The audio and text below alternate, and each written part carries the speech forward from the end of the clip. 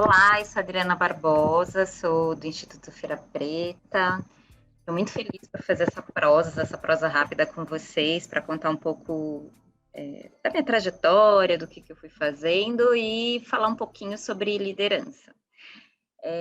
Eu venho de uma família de mulheres negras, fui educada por bisavó, por avó, por mãe, aí eu tive uma menina, sou mãe da Clara, então pensa que são 5 gerações de mulheres e o fato de ter vindo de uma educação matriarcal determinou muito o que eu sou, né, enquanto pessoa e o que eu faço em relação ao trabalho, né. Eu, desde muito nova, eu descobri que eu precisava me virar, porque eu venho de uma família que não tinha muitos recursos financeiros. Minha bisavó trabalhou como empregada doméstica, minha avó trabalhou como empregada doméstica e eram elas que eram as chefes de família, que cuidava de casa, que eram as líderes, né, que dominava todas as tomadas de decisões da minha casa. E sempre que faltava grana em casa, minha bisavó criava algo para ajudar a filha dela, inclusive para cuidar da filha dela, fazer com que a filha dela não trabalhasse muito e complementasse a renda. E ela começou vendendo coxinha, depois começou vendendo marmitex e depois resolveu abrir a porta da nossa casa para ser um restaurante de experiência de comida caseira. E quando eu vi ela fazendo essa prática, né, de se virar, que eu falo que eu chamo de civirologia, eu não olhava para isso com valor, né, achava que isso era empreendedorismo. Só que mais lá para frente, quando eu fiquei desempregada, eu passei a vender minhas roupas. Uma das coisas que eu aprendi com a minha bisa era tipo o que, que você tem em mãos, né? O que você sabe fazer e a sua primeira rede de contatos. Então, o que ela tinha em mãos era mantimento, né, que era o peito de frango, a farinha de trigo, o que ela sabia fazer, ela era cozinheira, cozinhava, e a primeira rede de contatos dela era a família e a vizinhança, que era para quem ela vendia as quentinhas, as comidas, as coxinhas, e a família, ela liderava a família, porque cada uma tinha uma função. E quando eu comecei a fazer a Feira Preta, logo depois, mais para frente, eu fui entender sobre empreendedorismo. E aí eu fui compreender o papel que a minha bisavó exercia em relação a essa questão de liderar, de tomar decisão, de sair à frente e resolver as coisas. Porque afinal era isso que a gente tinha. O que a gente tinha era muita força de vontade, resiliência e sabedoria. O que a gente não tinha é dinheiro. E, e eu aprendi com ela isso, assim, da escassez vim processos de abundância, da escassez e vulnerabilidade vem processos de potência, da carência vira potência, né? Então, carência de grana, mas potência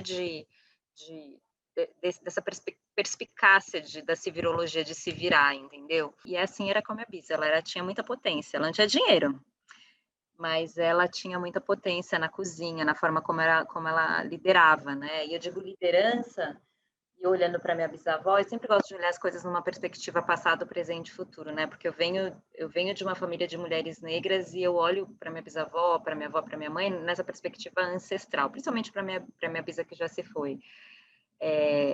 Dessa capacidade dela de liderar a família para produzir. Então, meu avô era o cara que ia na gráfica fazer o cartão, e ela que pedia para eu escrever o texto, era a minha mãe que ajudava a anotar os pedidos no telefone, era o meu irmão e eu que ia entregar, a minha avó ajudava ela a preparar, ela dava a função para cada um, sabe? Cada um tinha uma função. E aí fazia o negócio dela acontecer. É importante a gente ter sonho, mas é importante a gente ter também ter planos para poder chegar nesse sonho. Então, o plano é fundamental, e aí vem o planejamento. Ai, mas é aquela coisa chata de planejamento de colocar no papel, exatamente, aquela coisa chata de planejamento de colocar no papel. Faça isso, desprenda 15, 20, 30 minutos do seu dia, todos os dias, para planejar o seu sonho, para fazer o que você quer fazer. É estudar fora, é entrar para a universidade, é montar um negócio, enfim, se debruce no papel e faça. E hoje tem muitos cursos, tem muitas ferramentas, tem tutoriais, a internet está cheia de coisa para você poder chegar nesse planejamento, para você poder estudar, para você poder, né, desenhar esse planejamento. Tem muitas ferramentas hoje, tem apps, tem muita informação hoje, se você quiser conseguir, né, quiser se dedicar a fazer um planejamento, né? Então, acho que a liderança, ela passa por essas questões da autoconfiança, da autenticidade, de conseguir enxergar o outro, compartilhar com o outro, de ter um sonho, de se planejar para esse sonho, eh, de escutar. Muitas vezes a gente tem que escutar mais do que a gente falar, né, e quando a gente falar que a gente escutar, tem uma coisa muito importante que a gente fala de escutativa, é estar presente, né. "Ah, tá bom, ouvi, tá, entra por aqui, sai por aqui", não, não é isso, eu estou olhando para você, estou presente e estou entendendo o que você está me falando.